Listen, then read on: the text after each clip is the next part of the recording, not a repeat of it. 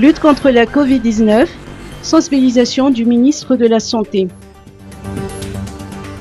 À l'heure actuelle, Antananarivo compte le plus grand nombre de personnes contaminées par la Covid-19 et la situation risque de se dégrader à l'approche de la saison hivernale. Face à cette situation, hier, le professeur Anchala Jean-Louis Rakutvao, ministre de la Santé publique, a profité de la remise de l'ambulance destinée au CHU d'Amboumianj pour sensibiliser la population au respect des gestes barrières et l'inciter à rester vigilant. Il a également déclaré avec détermination, je cite, « Comme nous sommes des soldats dans cette lutte commune contre la Covid-19, nous poursuivrons sans relâche le combat. » Lutte contre la Covid-19, don de gel du gouvernement japonais. Le Japon renforce son appui à Madagascar dans la lutte contre le Covid-19. Le ministère de l'Eau, de l'Assainissement et de l'Hygiène a réceptionné hier un don de gel main désinfectant d'une valeur de 547 050 $ de la compagnie japonaise Saria. Le Japon se dit prêt à son soutien à Madagascar dans la lutte contre le coronavirus, a expliqué l'ambassadeur du Japon à Madagascar. Je suis ici juste par hasard, mais je me mets plutôt d'un côté malgache qui remercie la société Salaya pour cette donation. Vous voyez, le Salaya réserve 1% de vente de ses produits hygiène au Japon pour leur projet de coopération pour un pays en développement, y compris Madagascar. Donc le Salaya, l'une des sociétés japonaises spécialisées dans les produits hygiène leader, a pris l'initiative pour améliorer les situations d'hygiène, d'autant plus dans le contexte de Covid. Donc moi je voudrais sincèrement remercier l'initiative de Salaya pour cette donation très précieuse. Et vous voyez, nous sommes toujours présents le gouvernement du Japon, mais notre coopération, amitié et solidarité n'est pas simplement le gouvernement, c'est bien le peuple japonais, soit le privé, public, toutes catégories confondues. Les établissements scolaires et les formations sanitaires situés dans les localités les plus touchées par la Covid-19 et en difficulté d'accès à l'eau potable seront priorisés. Les produits seront distribués à 3 874 établissements scolaires, EPP, collèges et lycées, répartis dans 28 circonscriptions scolaires. D'autre part, 649 formations sanitaires relevant de services sanitaires de districts de 9 régions vont aussi en bénéficier. La commune urbaine d'Antananarivo se fera doter de 12 500 flacons de 500 ml pour renforcer le respect des gestes barrières dans les taxis et taxivés. Le ministre de l'Eau, de l'Assainissement et de l'Hygiène, Voarakutvil Manantsu, n'a pas manqué de remercier le Japon pour son appui.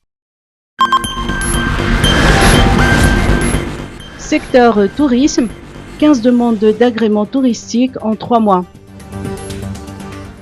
Malgré la crise que traverse le secteur tourisme liée au coronavirus, de nombreux opérateurs ont déposé des demandes d'agrément touristique. Selon les informations du ministère du Tourisme, 15 entreprises de prestations touristiques, notamment des agences de voyage, tour opérateurs, location de voitures ou bateaux, ont déposé une demande d'agrément et l'ont obtenue au cours des 3 derniers mois de 2020. 60 établissements touristiques, hôtels, restaurants, campings ou auberges ont également obtenu une autorisation d'ouverture au cours de la même période. Présente au Tsenabenfiza Antan, qui a pris fin aujourd'hui en Tanarine, la direction des appuis aux investissements touristiques du ministère du Tourisme a fourni des conseils sur les démarches administratives pour obtenir l'agrément. Sénat. Le représentant de l'OIF chez Herman Narazaf Maïf. Le représentant de l'Organisation internationale de la francophonie OIF pour l'océan Indien, Léonard Émile Oimba, a effectué une visite de courtoisie auprès du président du Sénat, Herman Narazaf Maïf, ce matin au palais d'Anouskil. Ce fut une occasion pour les deux parties de renforcer les relations entre Madagascar et l'OIF et de discuter de sujets d'intérêt commun dans la lutte contre le Covid-19.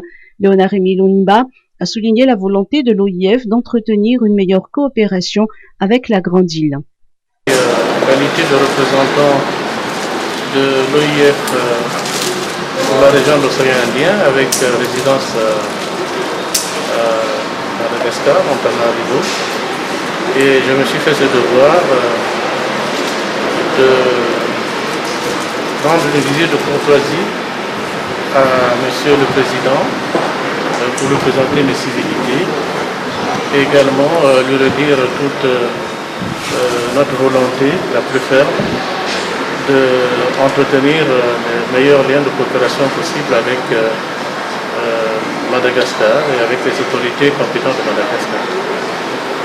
Concernant la relation OIF-Madagascar,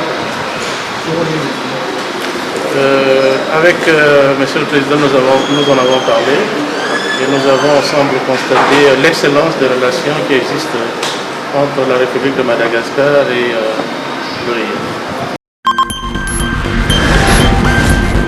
Confédération africaine de football, Patrice Motsepe élu nouveau président. Sans surprise, le milliardaire sud-africain Patrice Motsepe devient le nouveau président de la Confédération africaine de football. Il succède ainsi à Ahmad Ahmad qui a été écarté de l'univers du football pour 2 ans. Patrice Motsepe a été le seul candidat à cette élection qui s'est déroulée aujourd'hui à Rabat, au Maroc. Dans sa première allocution en tant que nouveau président de la CAF, le Sud-Africain a exprimé sa gratitude envers toutes les parties prenantes dans cette élection. Il a spécialement remercié Gianni Infantino pour sa vision et son encouragement pour l'unité du football.